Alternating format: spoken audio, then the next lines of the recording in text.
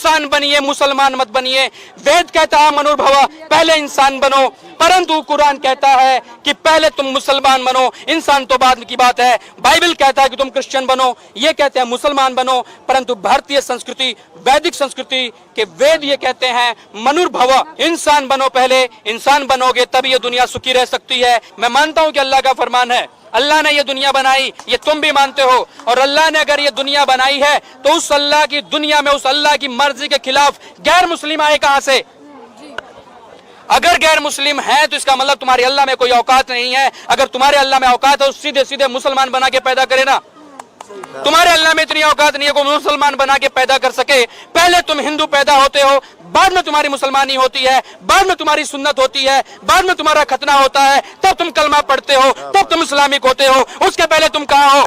सच्चाई को स्वीकार करो। सच्चाई को स्वीकार करने की हिम्मत होनी चाहिए, इतना गट्स होना चाहिए, इतनी औकात होनी चाहिए, इतना आत्मविश्वास आपको सिर्फ हिंदुओं में, भारतीय परंपराओं में, वैदिक परंपराओं में ही मिलता है, अन्यथा कहीं और नहीं मिलेगा। मैं तुमसे ये कहना चाहता हूं, जितने इस्लामिक हैं एक बार पुनर्निरीक्षण करो, अपना आत्मा अवलोकन करो कि तुम्हारी पीढ़ियां, तुम्हारे तार कहां से जुड़े हैं, तुम्हारी जड़ें कहां पर हैं। अपनी जड़ों को देखो। अगर तुम्हें यह दिखाई देता है कि तुम्हारे पूर्वज हिंदू थे तो उनके साथ बलात्कार हुआ है, ये तुम्हारी मां बहनों के साथ बलात्कार हुआ है, तुम्हारे पूर्वजों के साथ बलात्कार हुआ है, उन मुगलों ने, उन आतताइयों ने तुम्हारे पूर्वजों को जबरदस्ती इस्लाम में कन्वर्ट किया है, तो तुम्हारा प्रतिशोध ये होना चाहिए, तुम्हारा प्रतिक्रिया ये होनी चाहिए कि तुम उस जबरदस्ती को छोड़ करके, जब तुमको जबरदस्ती बनाया गया था, उसको छोड़ करके पुनः अपनी पुरानी पद्धति पर, पुनः अपने वैदिक धर्म का अनुसरण करो। ये सच्चाई है, ये स्वीकार करना होगा। आतिताइयों का दामन छोड़ दीजिए।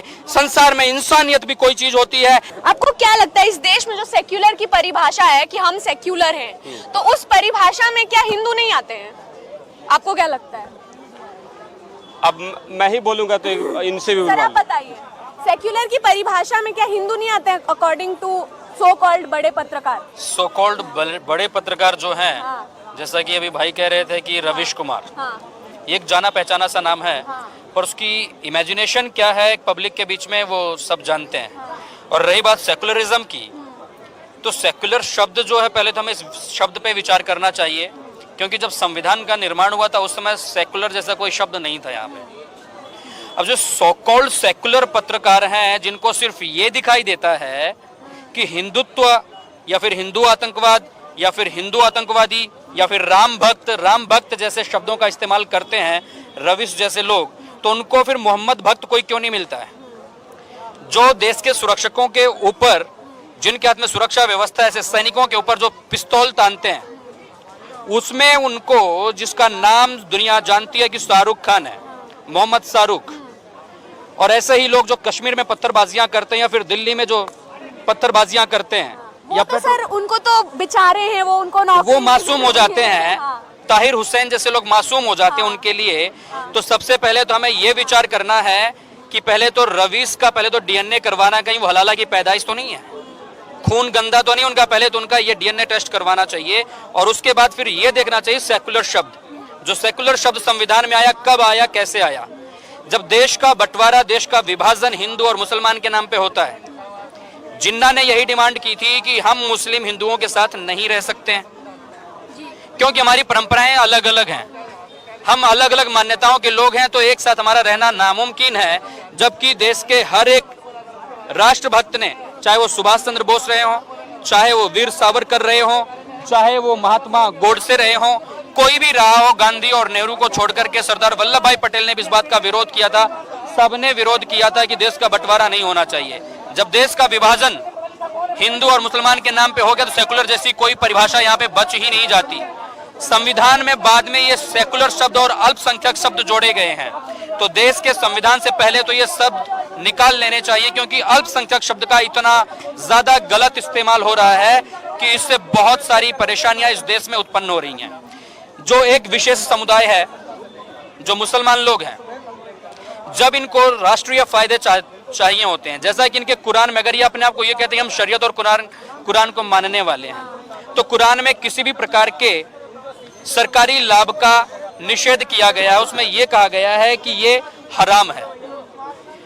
किसी भी तरीके से कोई भी छात्रवृत्ति लेना या कोई भी पैसा सरकार से लेना, वो सब हराम है। अगर इस्लाम इस बात को हराम कहता है, आप क्यों लेते हैं? जब आपको सरकारी फायदे चाहिए होते हैं तब आप अल्पसंख्यक बन जाते हैं कि हम अल्पसंख्यक हैं और इस देश के नागरिक हैं।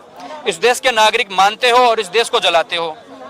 जब आपको वो सारे के सारे फायदे नहीं चाहिए होते हैं, जब आपको सब्सिडियां नहीं चाहिए होती हैं, तब आप कहते हो कि हमें इस देश में नहीं हम इस देश के कानून को नहीं मानेंगे, हमें शरिया अदालतें चाहिए, हम शरिया को मानते हैं, शरिया को ही मानेंगे। तो ठीक है ना, मानिए टोटल शरीयत पे आइए, फिर टोटल शरीयत पे आइए ना, कटवाइए अपने हाथ। शरीयत में जो विधान है उस हिसाब से चलिए। आप दो तरफा क्यों चलते हो?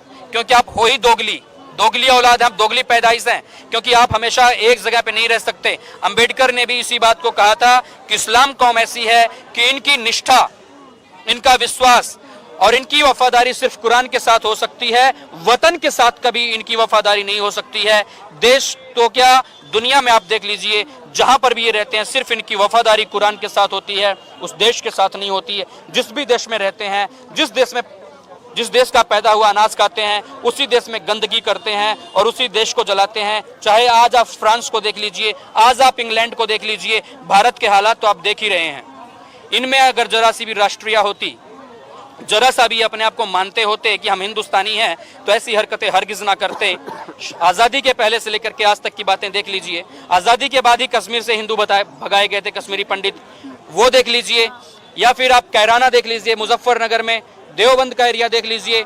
दिल्ली में भी बहुत सारे परिवार ऐसे हैं जहां पर उनको मजबूर किया जाता है कि तुम ये इलाका छोड़ करके चले जाओ, इन घरों को छोड़ करके चले जाओ, अपने घरों को, प्रॉपर्टियों को बेच के चले जाओ। ऐसी हरकतें जब इनकी होती हैं तो आप किस आधार पे ये कह सकते हैं कि ये यहाँ के वासी हैं, या किस आधार पे आप कह सकते हो कि हम भारत के वासी हैं? जब आप भारत के वफादार नहीं है तो आप भारत के वासी कैसे हो सकते हो? सर, ऐसा भी देखा गया, मैंने देखा है कि 4 मुस्लिम एक हिंदू के बीच में रह सकते हैं, लेकिन एक हिंदू 4 मुसलमानों के बीच में नहीं रह सकता है, ऐसा अनुमान देखा जाता है। हाँ, तो बार बार जो मुझे लगता है ये हम लोग की दिक्कत है कि हम अपने आप को ही स्टैंड नहीं कर पा रहे हैं। हम इन सारी चीज़ों में उलझे हुए हैं और इसी वजह से हमारे साथ ऐसा हो रहा है। मुझे तो लगता है कुछ दिनों में ऐसा होगा कि हम ही इस देश से बाहर जाएंगे, वही यहाँ पे रहेंगे। आप क्या कहते हैं? क्योंकि उनकी तो नीति यही है, गजवाए हिंद। आप शाहीन बाग देख रहे हैं, शाहीन बाग सिर्फ CAA और NRC का विरोध नहीं है, वो ये दर्शाना चाहते हैं, ये बताना चाहते हैं कि यहाँ पर किसी भी मुस्लिम को आप पूछ लीजिए, वो यही कहता है यहाँ पे पहले हमारी हुकूमत थी। मैं ऐसे लोगों से जो ये कहते हैं कि यहाँ पे हमारी हुकूमत थी या हमारा यहाँ पे राज था, मैं उनसे ये पूछना चाहता हूँ कि जरा थोड़ा सा अपना चश्मा